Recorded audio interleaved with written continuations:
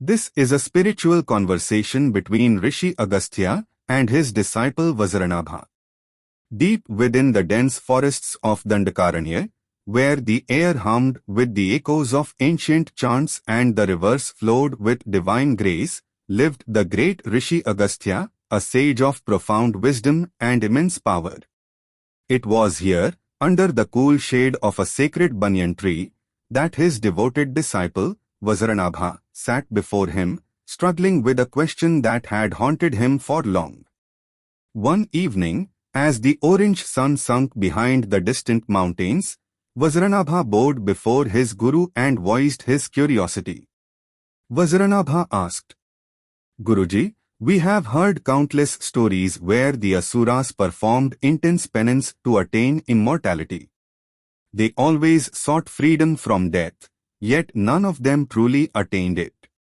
If the Atman, soul, is already eternal, then why did they still seek immortality from the gods? Were they ignorant of this truth?" Rishi Agastya opened his eyes, filled with the glow of knowledge, and smiled. Rishi Agastya said, Vajranabha, this is a question that even Devas and Rishis have pondered. Come, let us explore the nature of immortality together." He gestured for Vajranabha to follow him towards the edge of a flowing river. They stood beside the river as the moonlight reflected on its gently rippling surface. Rishi Agastya said, "Tell me, Vajranabha, does this river ever stop flowing?"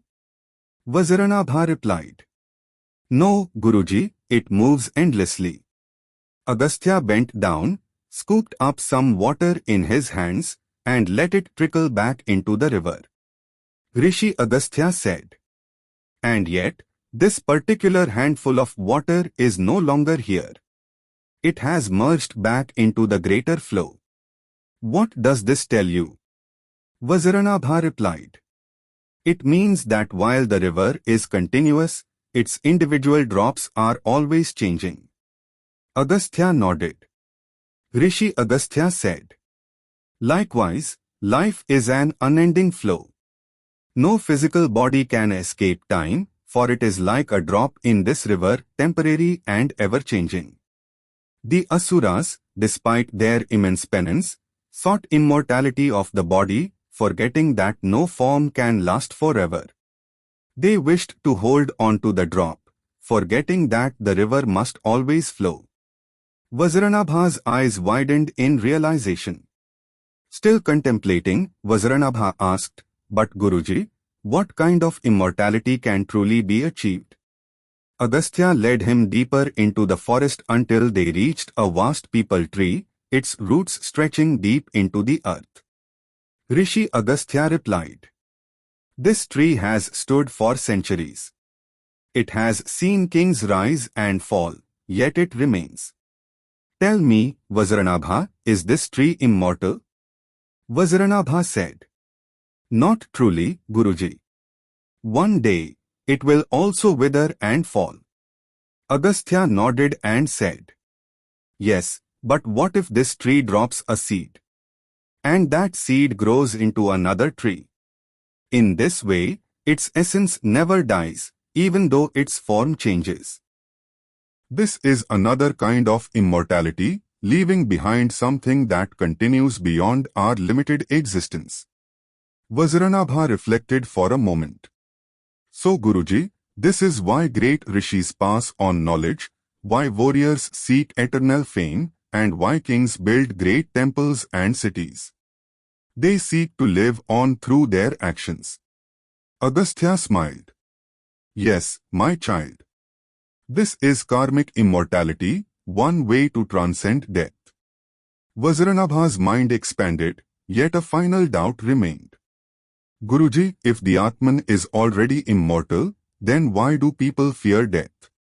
Agastya closed his eyes for a moment and then asked, "What happens when you wake up from a dream?" Vajranabha replied, "I realized the dream was not real." Rishi Agastya said, "Exactly. When the body dies, the Atman awakens to its higher reality, just as a dreamer awakens from sleep. But because people are attached to the dream of life, they fear its end. He then pointed to the sky above them, vast and infinite. Tell me, Vajranabha, do the clouds in the sky stay forever? Vajranabha replied, No, Guruji, they come and go. Rishi Agastya asked again, And does the sky change when the clouds vanish? Vajranabha replied, No, Guruji. The sky remains the same. Agastya placed his hand on Vajranabha's head. Your body is like the cloud, constantly changing. But you, your true self, are the eternal sky. That is the only true immortality. Vajranabha felt a profound stillness within him, as if something deep inside him had awakened. Guruji, I understand now. The Asuras, in their ignorance, sought to make the perishable permanent. But true immortality is not in the body, it is in the Atman, which never dies. Agastya smiled, his face radiating wisdom. Yes, my child. And when one realizes this, there is no fear of death, no grasping for permanence, only peace. Vajranabha bowed deeply, his heart filled with gratitude. That night, as he meditated beneath the vast sky, he no longer feared death. He had touched something beyond time, the eternal truth of the self. Moral of the story. Physical immortality is an illusion, every form must dissolve in time. Karmic immortality exists, our deeds, words, and knowledge live on. The Atman, soul, is the only true immortal reality, it was never born, and it never dies. Fear of death comes from attachment. When we awaken, we see that there was never anything to lose. The body is a passing cloud, the mind is a flowing river, but the self is the eternal sky, unchanging, infinite, free. Om Namah Shivaya.